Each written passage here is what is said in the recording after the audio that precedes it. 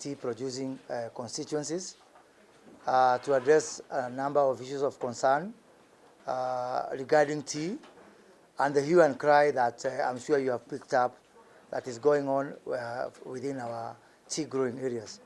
So I'll take this opportunity to invite Honorable Didi Nyoro to give a statement on behalf of the team, and then the rest of us are going to contribute to that. Honorable Kaduri has said about value addition, branding, and packaging of our tea, because that is really the elephant in the room. Now we are being told that the reason that the prices are down is because there is war in Egypt, there's overproduction, I don't know where. But if you go to Lipton, the price has not come down. Why has it not come down? It should have come down.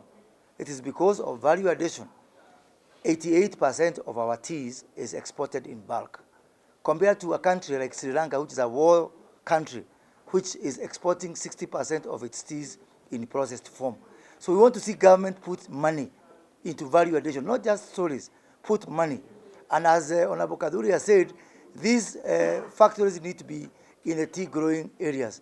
And further, the concessions that are now available for other people through the special economic zones need to extend to coffee and tea value addition. As a house also, we have this problem of VAT on local tea. Today, if you go to the auction and you buy tea to put in gunias and export, you are going to do that completely VAT free. It's zero rated for VAT purposes. But if you go and buy tea from Kionyo in Meru for processing, you pay 16% VAT. We are going to come together and remove this 16% on local tea so that we can encourage that value addition and then also extend other benefits for special economic zones to apply to tea. Secondly, in the other parliament, in the 11th parliament, we had the Coffee and Tea Parliamentary Association, which I was chairing. Honorable Kaduri was here with me. Honorable Rimo was my vice chair. Honorable Richard Tongi was the Secretary General. Honorable Mushiria was with us. And we have now organized with the Speaker to ensure that we continue doing that within this parliament. And once we start doing that, we are sending a message to government. Once we have the Coffee and Tea Parliamentary Association up and running, please disband all the task forces. We will be the task forces. We will be the one to engage with the executive. We are the lawmakers. If there is somewhere within the law that we need to amend, it is still, we don't need the permission of government to change the law. So all those task forces which Honorable Gashagu was talking about, which are having, I don't know which size of mandazi, yeah? They are not producing anything. Year in, year out. These are normal seminarians who are in seminars all the time for 3 years. The other day within budget, and we have got members like myself and Honorable Florence here who are in the budget committee, we gave 3 billion for the coffee cherry. Until today, and we have finished 1 quarter, we have finished 25% of the budget cycle.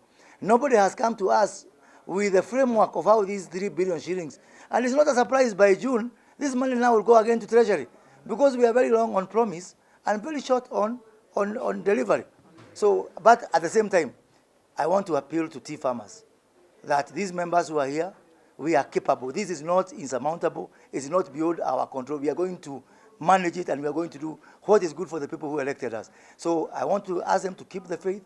Do not uproot your tea. The problems are major but not insurmountable. And as your leaders, we are going to deal with them. Thank you very much. Zungu. Now, the reason why we actually came together is because our farmers, wenye tuna represent hapa bunge, wanaumia sana. Na ukiangalia hapa tuko na wabunge ambao wako na wakulima either wa majani chai ama wa coffee.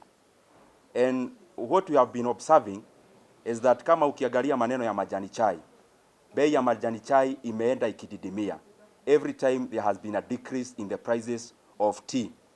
Na juzi tukaona ya kwamba bonus ilishuka kwa kiwango kikubwa sana. Na wakulima wetu wanajaribu kurainisha mahesabu, haigiani. Their input is not equivalent to what they are getting. So the business they are doing is loss-making business. And as you know, coffee and tea being commodities, they play a greater role in our economy other than just helping farmers kuweka pesa kwa mfuko. When it comes to foreign currency, as you know, tea is number 2 from direct remittances. Na kwa hivyo, even in stabilizing our economy, tea is a very major export, ambayo inasaidia nchi yetu sana kuweka economy yetu kwenye iko. But because we are many and I don't want to talk much, I just want to have 2 points. One, we are demanding now for our farmers. We have been having many task forces, and especially when it comes to to coffee. A task force after a task force. But these task forces na maripoti zao zote zinakwama katika maofisi za serikali. The task force ile iliformwa juzi ishamaliza kazi yake, but we cannot see any output. We cannot see mazao ya hiyo task force kwa wakulima wetu. So we are saying today, we do not want the government to continue with the circus of hoodwinking farmers na njia ya kuform task force after the other. We are demanding better prices for our coffee farmers. We are demanding, na hatuobi leo, we are demanding better prices for our tea farmers. Na sasa hatutaitikia wakulima wakikuja wanaambiwa tumeformu team, yule ni profesa nani, hana shamba. Yule mwingine ni daktari nani, hana kahawa hata one plant. Huyo sijui ni nani, hana majani chai even one bush. We want the government to take our farmers seriously, kwa sababu ukiangalia sisi wote, na especially myself, kwenye tulichaguliwa tujenge barabara, tuweke stima, but now the lot we are leading is an agri lot, because a hungry man is an agri man, and our farmers are very agri. Hata zile barabara tunajenga, tukijenga kwingine wanatuuliza kama watakata wapikia watoto jioni, because they are agri. The coffee prices are low, bonus mliona juzi ilikatika sana. Na ya mwisho, we want regulations. Na hii sio maneno ya bunge.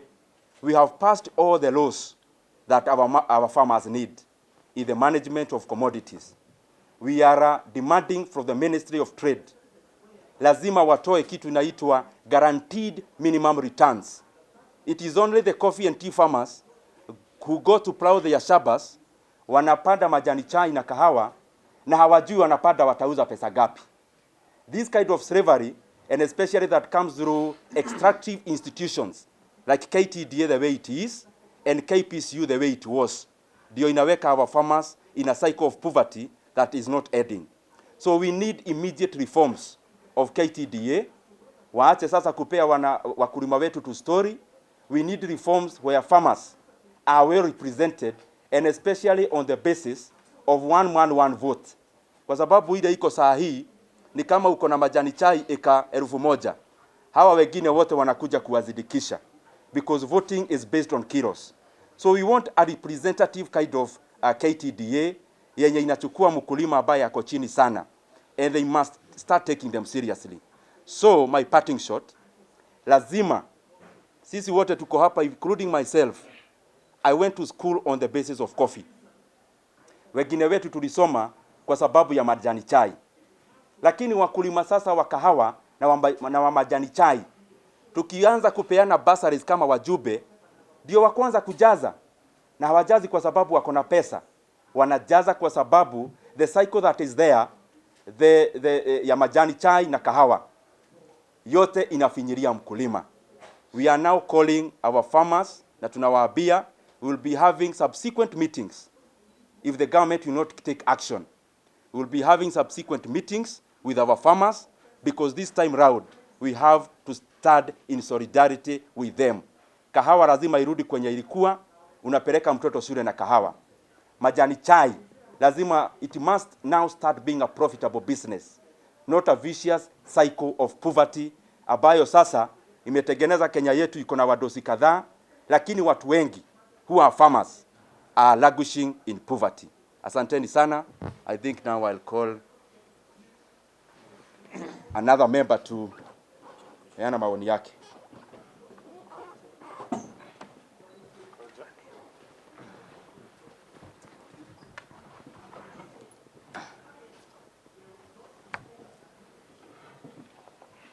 Areas, I find that we are in a very serious situation as a country. It has always been about the maize farmer crying. Now the tea farmer is crying. The coffee farmer is crying.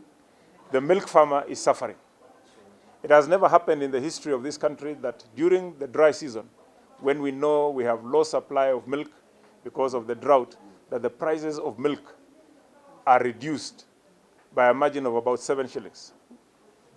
Milk had gone to a price of about 35 shillings per litre. Right now, is being at the farm gate, it is going at 22 shillings per litre. Maize sector, we are also having the same issues. And I think the president is on record as having told his cabinet ministers to go and tanga in the villages and in the rural areas and find out what is happening out there, rather than sitting in Nairobi and having tea and coffee and chase cars and giving press statements. We, as representatives of the people, as has been echoed here by my colleagues, we are not going to take this lying down, because we are the ones who deal with the common mwananchi day in, day out. When the farmer suffers, the member of parliament suffers, because that means there is more need for Harambe, there is more need for medical care, there is more need for the presence of the member of parliament to supplement the bursary that we give out. It touches down on everybody. So I think we want to call on the minister responsible, especially tea. The consumers are increasing. How is it then that the price of tea and coffee is going down? How do we explain, as farmers from the West Rift, tea growing area, and members of the East of Rift, how do we explain the drop in the bonus? And it was just last week that we were here as members of parliament from the tea growing areas in the West of Rift, and we thought those in the East of Rift were better. Now you have seen us combined together, meaning this is a very serious issue, and I want to call on my colleagues, let us take the bull by the horns. Let us not spare anybody who is letting His Excellency the President and his deputy down in handling issues to do with the farmers. Thank you. They grow coffee and tea, and it's true our farmers are really suffering. I would like to talk as a person from the Committee of Trade. As a committee, we've tried to call Munya to appear in our committee to come and explain to us exactly what is happening, and we've called him more than 5 times, and he has refused to come. So what we are saying here, we are not going to allow our farmers to continue suffering. We are going to fight up to the bitter or sweeter end. There is no way you can go down there and start talking to a person who is angry and hungry. Now, this one, we are not going to allow this one to continue. And just the other day, I raised a question in the parliament so that Munya now can be summoned through the speaker, at least to see whether he agreed to come and tell us exactly what is happening. If you look at our economy, we are doing very badly. If you look at the business community, it's still under trade. And as Mheshimiwa has said, Mheshimiwa Rigathi Gachagua, it is true, Munya has never appeared on the ground to hear and listen to the farmers and know exactly what is happening. So what we are saying here, this one, we are not going to take it for granted, and we are not going to allow cartels to continue eating our coffee and tea farmers. Thank you. Ya kwamba vile unaona viongozi wamekusanyika hapa leo ni kuonyesha kwamba wananchi wetu wameumia sana. Hasa mwezi huu ambapo kilimo cha chai, majani chai, bei yake imetolewa ile inaitwa final payment bonus. Na imekuwa chini sana.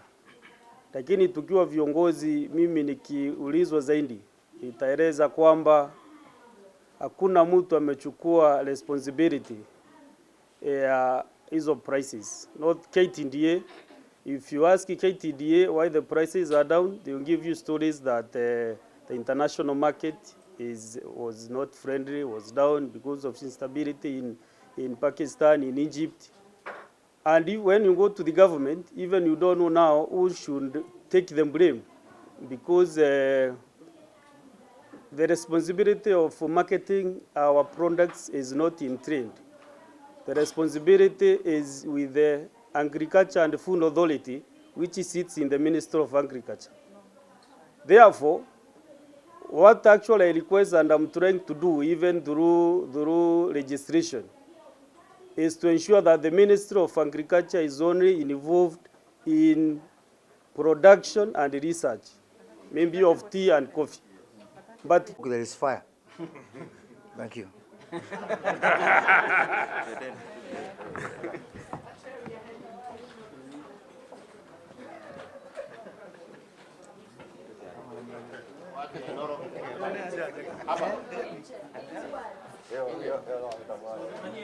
Inoro.